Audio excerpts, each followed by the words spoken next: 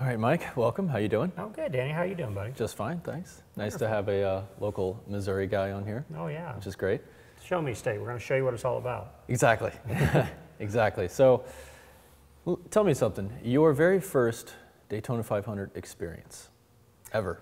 My very first experience at the 500 period was back in the mid-'70s.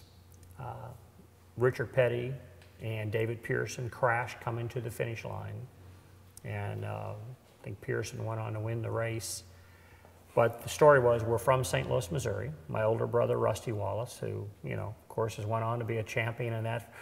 But we drove down to St. Louis, or from St. Louis to Daytona with my mom and dad in this Lincoln, this big old long Lincoln we had back in the day. And my little brother Kenny was laying up in the rear window like one of the little dogs, that head flopping. And we get down to Daytona, and we somehow got in the infield. I have no idea how we even got there because our parents were still up in the grandstands. And my mom had this Super 8 movie camera. I had a little case, and I was filming everything. And I was fortunate enough to walk straight onto pit road. And I remember turning around, and my brother, Rusty Wallace, big-time NASCAR champion, standing on the other side of the fence like this going, "How'd you get in there?" And that was my first memory of Daytona. It was outstanding. And then from then on, that was going there and then going back to race. It was just an incredible feel. Wow. Well, that's pretty great, actually. How did you get on pit road? I mean, they always say, act like you belong there. That's true. And I'm a kid, and I had a little camera back in the day. I mean, a Super 8 movie camera. You got to remember the little.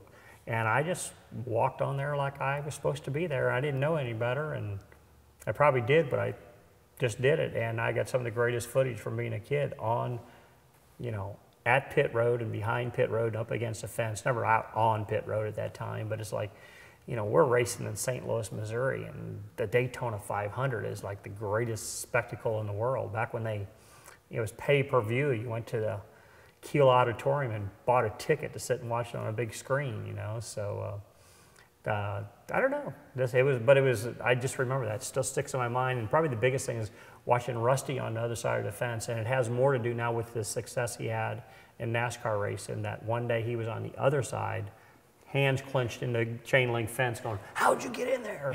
So, oh, that's great. Yeah, it was cool. So you went through the ranking of racing. Tell me about your very first Daytona 500 experience as a driver. Well, I mean, you gotta bring it all the way back to driving in the tunnel at Daytona International Speedway. That's I'm not sure the actual race experience, but it's the awing experience. Again, we're just kids from St. Louis, Missouri, stick and ball sport town. Went to Fox High School, considered complete idiots for driving race cars. I still remember our principal there, Edward L. Jackson, because I could forge his signature. I always would forge the late notes to school. And he says, if you boys don't quit messing with them race cars, you're never going to amount to anything. So many years later, my mom got Rusty to sponsor some scholarships at the high school, made me go back and present them. And I told the story to all the graduating class. Don't believe the principals when you say you got to focus on one thing, just follow your dreams. And so you think about that, and then many years later, here you're driving in the tunnel. That's when the old tunnel was off of turn 4.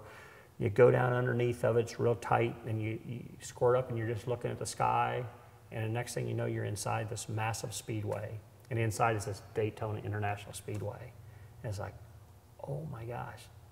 Turn around and go, I get to race here.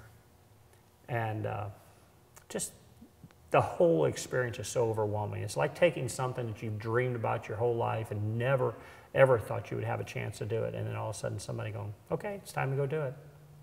Wow. And it worked. And there's nothing, I don't think there's ever nothing that ever repeats the first, or the inaugural, if you call it in that way. Then I was fortunate enough, you show up at Daytona in the early 90s and go back there. In 94, I went to ARCA race there for driving for Kenny Schrader, our hometown buddy, Kenny Schrader. Go back in 2000 and win the inaugural truck race at Daytona. First guy ever to win a truck race at Daytona, run 200 mile an hour in a pickup truck. And just the memories continue, and won the nationwide race there and run 4th in the Daytona 500, and it's pretty awesome. Wow. So since you've you know, since your beginning of the 500, you said I think was 94? So 93, 94. You know, I've hit my head a few times. That's right. We weren't smart enough when they raced back in the day. You used to have concrete walls you hit, not soft walls. So right, and Hans devices. Some of those things you forget, to be honest with you. Now you've got Hans devices. Yeah. Now you've got, you know, the head restraints. And, yeah. But since then, since you've won at Daytona in an ARCA race and then a Craftsman or Camping World Truck Series, how did your perception change, or did it change, of Daytona and what the race is, or what the track is? I think I think when I won the ARCA race in '94, and I realized I wanted Daytona International Speedway. It has meant so much to me my whole life, my whole career. As a race car driver, you know, we all got a little bit of ego, but everybody has kind of said, man, you're really good on super speedways. I said, well, I'm really good everywhere. Just got to have the car. But super speedways make a difference. And I've always ran well at that racetrack. I've won there 3 times, a top 10 finishes one year. I run all 3 races, run the top 10 of all 3 of them. And it is Daytona.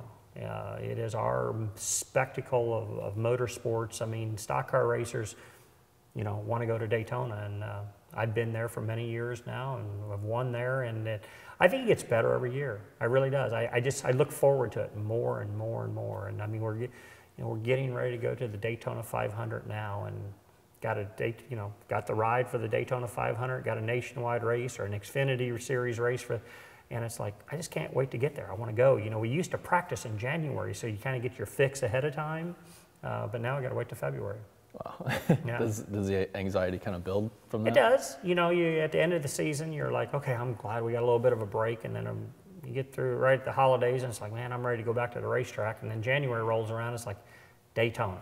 Right. It's all about Daytona. Now it's not just the race. It's everything that's around it. It has such an electrified energy to it.